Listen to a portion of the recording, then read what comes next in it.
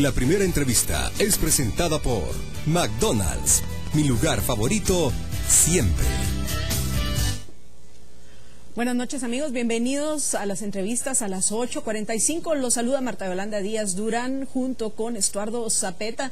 Y hoy, amigos, en nuestras dos entrevistas del día vamos a conversar primero con la directora ejecutiva de la Cámara del Agro, Carla Caballeros, y en la segunda parte con el diputado Luis Pedro Álvarez. Así que vamos a comenzar primero dándole la bienvenida a Carla y luego haciendo una pregunta en lo que respecta a las demandas de la organización del CUC, el Comité de Unidad Campesina, y las demandas que presentaron sus líderes, entre ellos Daniel Pascual. Como sabemos, se incluyen varias cosas. Hay una lista pequeña y una lista larga. Y en la lista pequeña los datos que más se han dado a conocer son, primero, la solicitud de que se apruebe la Ley de Desarrollo Rural, que se les condone la deuda del Fondo de Tierras, que también han dicho que se retire la minería, por ejemplo, de nuestro país, entre otras muchas cosas. Entonces, pues para que nos ponga al tanto de esta situación y por supuesto nos comparta su opinión, le vamos a dar la bienvenida a Carla Caballeros. Carla, buenas noches, bienvenida. Buenas noches, Carla. Buenas noches, ¿cómo están? Y bueno, comencemos por el principio. Sabemos que tú sos una persona que está muy enterada de esta situación, obviamente por la actividad a la cual te dedicas. Entonces, lo que quisiera es que comenzáramos con el tema del Fondo de Tierras. Están pidiendo la condonación de una deuda de tierras que se les compraron hace ya un tiempo, pero tengo entendido que ya varios de los que pues tuvieron estos préstamos cancelaron tales deudas. Así que, pues yo quisiera que nos comentaras al respecto, Carla. Bueno, el Fondo de Tierras tiene 15 años de existir, es una de las instituciones que se crean por mandato de los acuerdos de paz. El presupuesto de 15 años suma más de 2.000 millones de quetzales, lo que ha utilizado el Fondo de Tierras. De estos 2.000 millones de quetzales hay un total de 270 programas de créditos que han sido asignados por más de 691 millones de quetzales.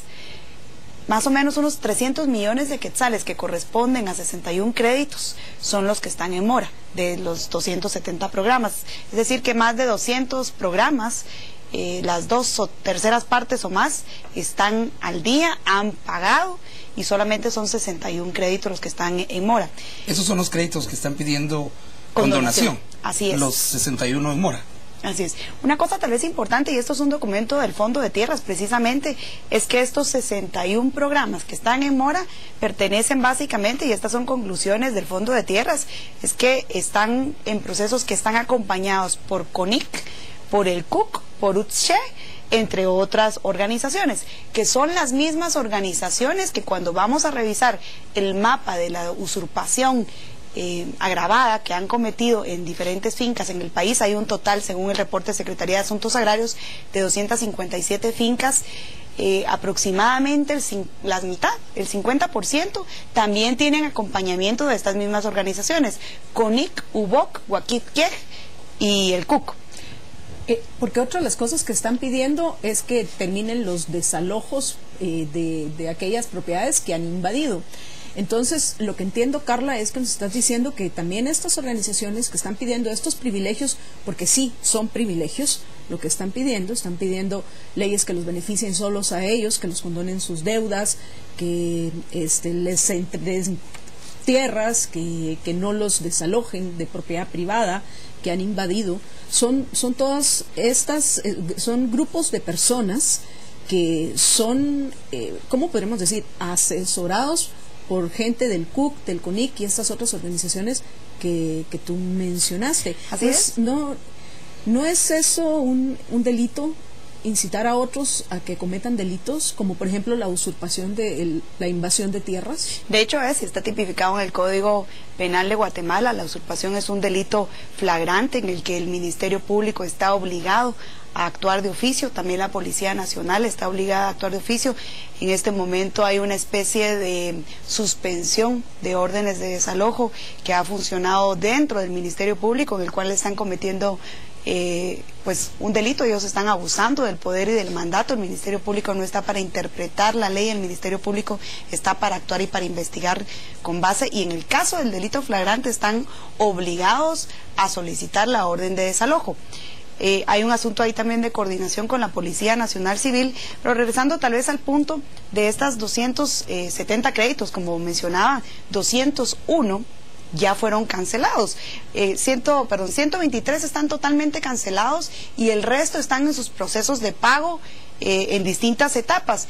El mensaje, creo yo, que el gobierno daría en una condonación específica a un grupo pequeño es un mensaje negativo, sería un mensaje de traición a aquellos pequeños grupos que se han visto beneficiados con estos tipos de créditos y que han hecho el esfuerzo del pago.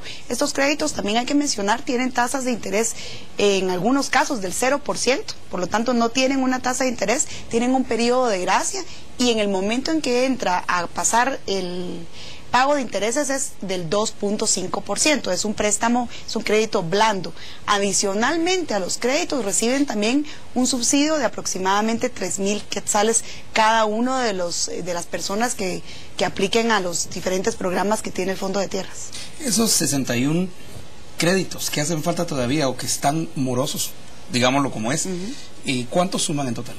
Suman en total 300 millones de quetzales aproximadamente. Esa sería la condonación que se tendría, que haría el gobierno, porque al final es el gobierno central quien haría esa condonación, 300 millones de quetzales. Sí, 273.6 es la cantidad exacta, pero hablando en números redondos es alrededor de 300. Una de las preguntas que surgió, y yo quiero mostrar aquí la guía de la Unión Europea en Guatemala, es la guía de los proyectos que están financiados por Unión Europea, para que esta es una publicación de Unión Europea.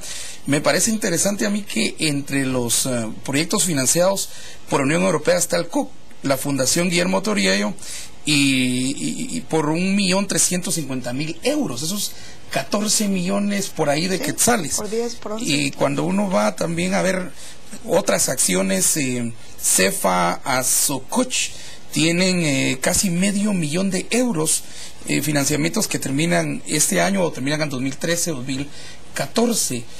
Aquí hay desde iglesias y todo, pero todo viene canalizado a través de Unión Europea. Incidencia jurídica y política, también para comprar, para apoyar acciones jurídicas para obtención de tierras. E insisto, esta es la misma publicación de Unión Europea. ¿Tienen los guatemaltecos o tienen ustedes conocimiento de todo este financiamiento que está entrando a estos grupos?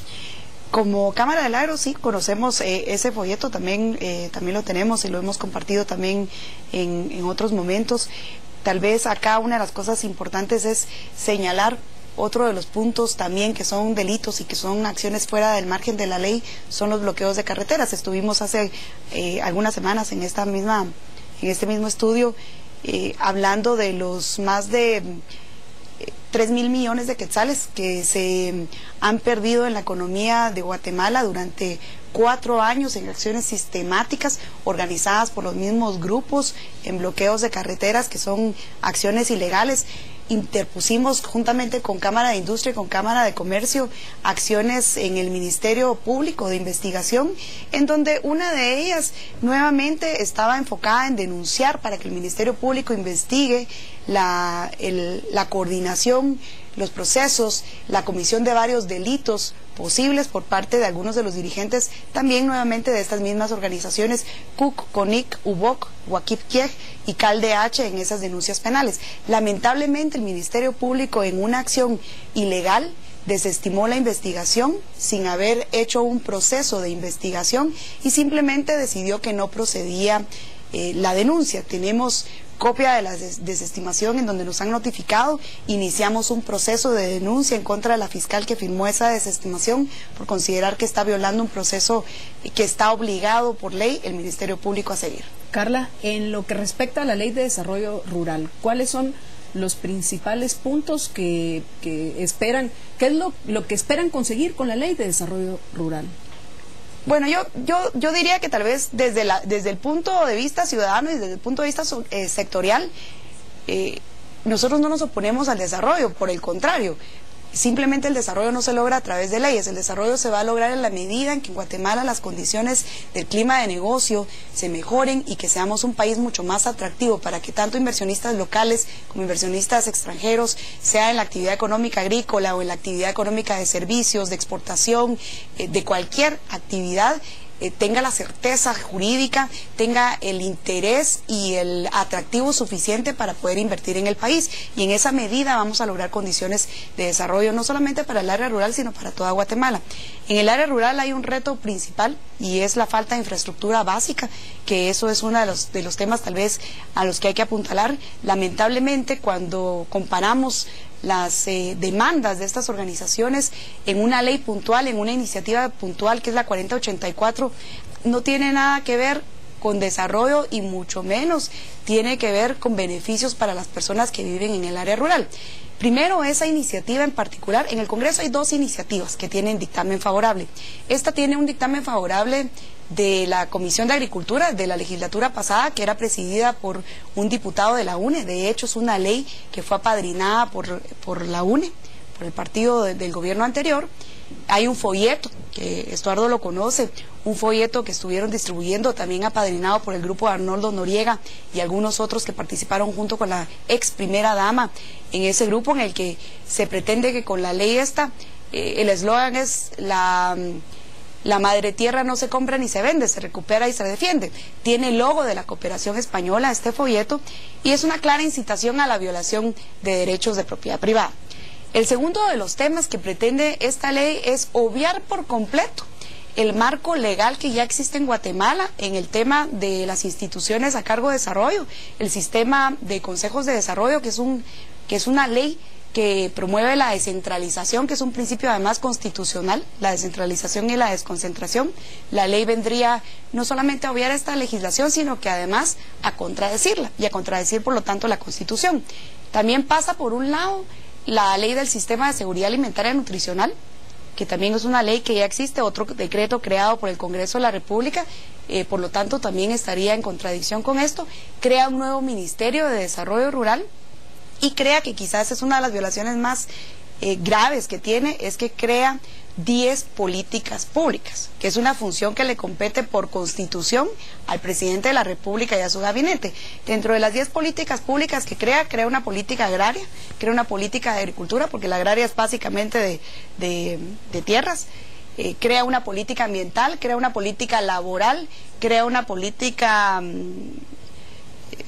de desarrollo, en fin, crea 10, la política monetaria, la política fiscal.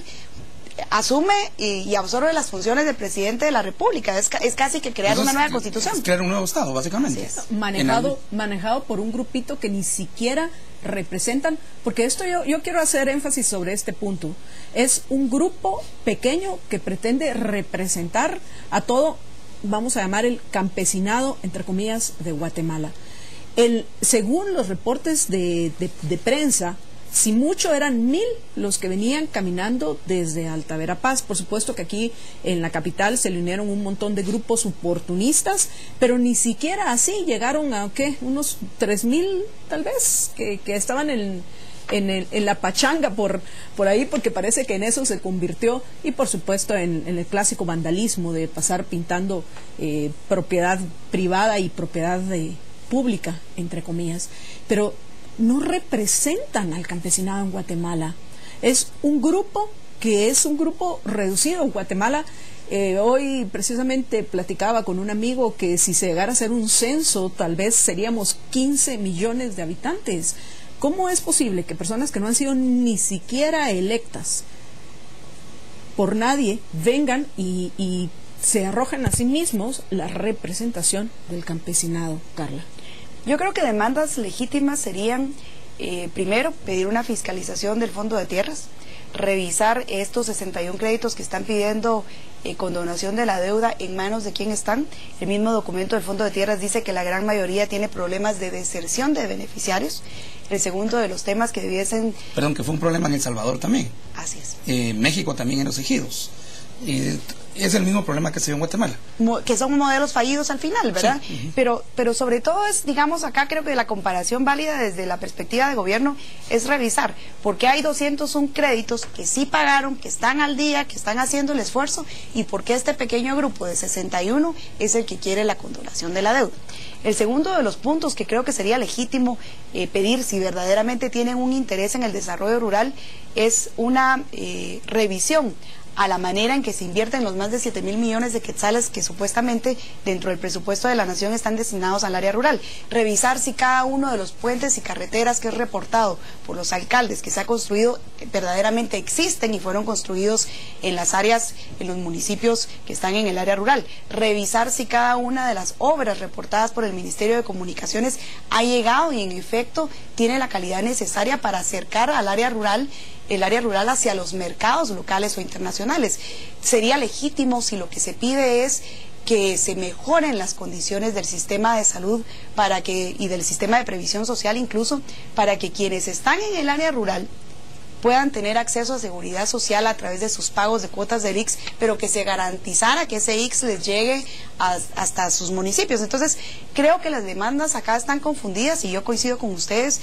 El problema es que desde el gobierno y desde la acción de los políticos se está obviando la poca representatividad de estos grupos, que son al final grupos de presión, y hoy viene este pequeño grupo de presión que pretende representar a todos los campesinos, y mañana puede venir otro grupo de presión que pretenda representar, yo que sé, a los maestros, le hace Joviel Acevedo, ahí está otro Daniel Pascual, tantos de estos personajes que realmente lo que terminan es estorbando y obstaculizando el progreso de todos. Carla. Dos nombres que mencionaste, dos nombres que aparecen en las denuncias que presentamos al Ministerio Público, dos nombres que no han sido investigados en sus acciones por parte de la Fiscal General Claudia Paz y Paz. Creo que si verdaderamente tenemos interés en el desarrollo y en el Estado de Derecho, hay que pasar por eso, porque la Fiscalía tome las acciones necesarias de investigación, no solamente con base a estas denuncias y cumplan con su trabajo, sino también en la manera en que estos fondos están siendo utilizados. Carla, muchísimas gracias por habernos acompañado. Ha sido un gusto. Además de eso, pienso que la información que has compartido con nosotros y nuestros televidentes es sumamente importante para entender lo que está pasando con este tema de las protestas del CUC, porque eso fueron las protestas del CUC. No les demos una representación que no tienen. Vamos a una breve pausa y regresamos en unos minutos con el diputado Luis Pedro Álvarez.